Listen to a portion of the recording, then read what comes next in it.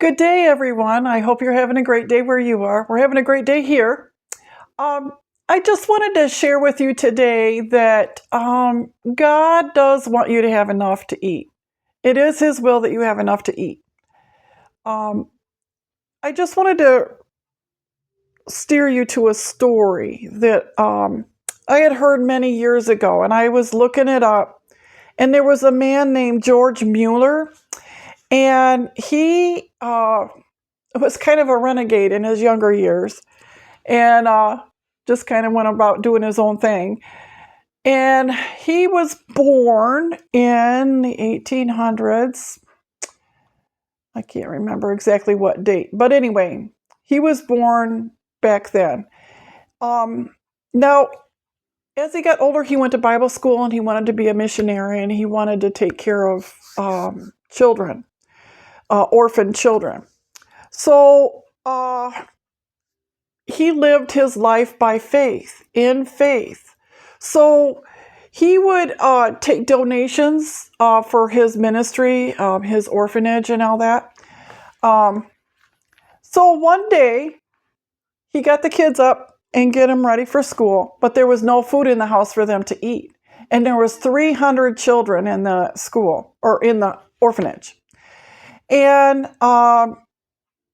the house mother said, "We don't have any food to eat. We don't have any food to feed the kids." And he said, "Have the kids, 300 children, sit down in the dining room and sit at the tables." And he thanked God for the food and waited. Now, he thanked God for the food that he didn't even have. He didn't even have it. There was no food in the house. But he thanked God and then he waited. And pretty soon there was a knock on the door. It was a baker. And he felt an urgency on the inside and got up super early in the morning, real late at night, early in the morning. And he baked a whole bunch of bread. And he brought it to the orphanage. And he had enough for all 300 children. Then, a little while later, there was another knock on the door. And there was a milkman going by. And his milk cart had overturned and the wheel broke. So he had all this milk that was going to go bad before he got it to market. So he said, "Do you need milk?" And they took the milk, and so he had bread and milk for the children. And so that's how he lived his life from then on, well, before that. But he would pray and wait. He would wait for the Lord to provide for him. And the Lord always came through for him. He was never late on paying his bills or paying his rent or whatever.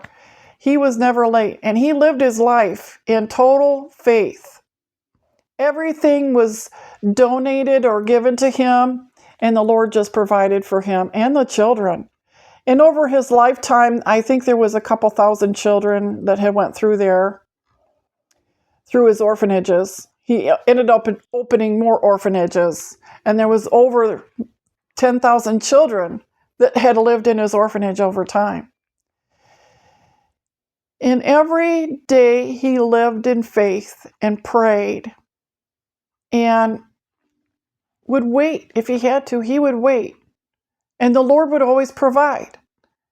The Lord will provide for you.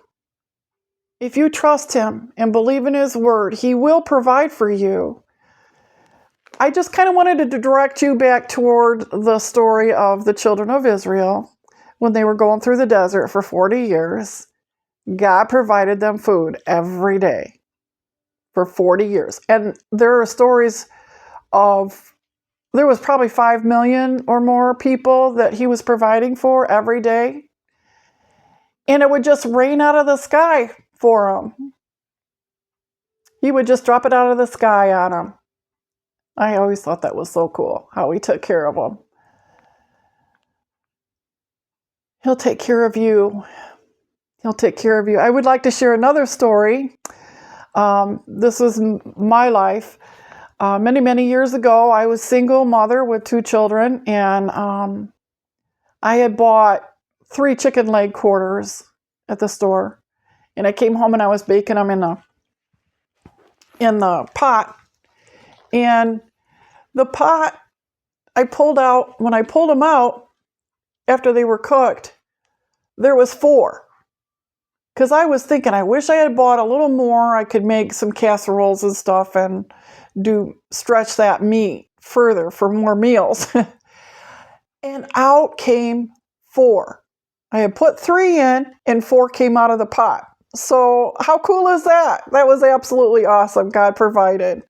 And over the years, my husband was a contractor. There would be jobs sometimes in the winter. It would be real slow, but we had 4 kids to feed. And God always provided and got us through. He got us through. And I look back on it and I'm like, how in the world did we get through, Because there was a lot of times there was just no money. And but God always provided. He always came through for us. I remember one time my son had been teased at school. His pants were getting too small on him. They were too short because he was pretty tall.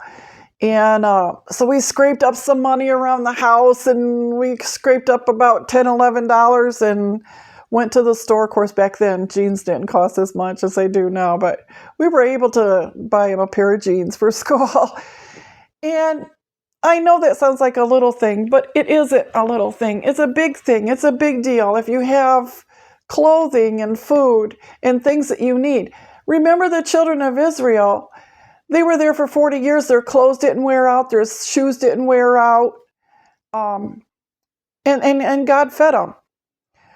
So I always thought that was so awesome, so cool that God would do that. He would actually rain down manna, and He could do that today for you if need be, So I just wanted to share that with you.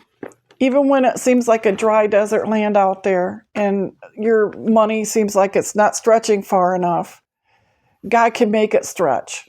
He can make it stretch. I'll just share this with you. The Lord really spoke to us about tithing. So we started tithing no matter what, even when it seemed like we didn't have enough money to live on. And that gave God something to work with. The Bible does teach us to tithe. So I just encourage you to tithe. I know that's a huge step of faith, but to tithe at your church. And God will provide for you, So I encourage you to tithe. Remember Philippians 4:19. My God will meet all my needs according to His riches and glory in Christ Jesus. So He will meet all our needs. Also, if you'll remember the story in the New Testament, I do believe I have that written down. Let me get my glasses here real quick. And it is, let me see, it's Matthew 14:13. Matthew 14:13. And that's where it starts and it goes through verse 21. And Jesus here feeds the crowd of people. Now at the end in verse 21, it says the number of those who ate was about 5,000 men, besides the women and children. So there could have easily been 10,000 people that He fed. But Jesus fed the 5,000 or more. And it made a huge difference for these people because He made the fish and the bread that they did have multiply. He prayed over it and it multiplied. And then they had 12 baskets full of leftovers. And everybody ate till they were full.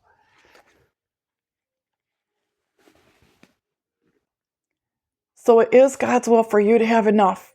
It is His will. He loves you so much. He wants to provide for you and take care of you. You got to trust Him. You've got to trust Him over and over. The Bible tells us to trust Him. So trust Him. Put your faith and hope and belief in Him and His Word. And He will provide for you. Anyway, I just want to say thank you so much for watching. I hope you have a great day where you are. And if you ever want to get a hold of me, you can get a hold of me at penniesfromheaven100@gmail.com. That's pennies, PENNYS, from heaven 100 at gmail.com. Thank you so much and have a wonderful day. Okay, bye-bye.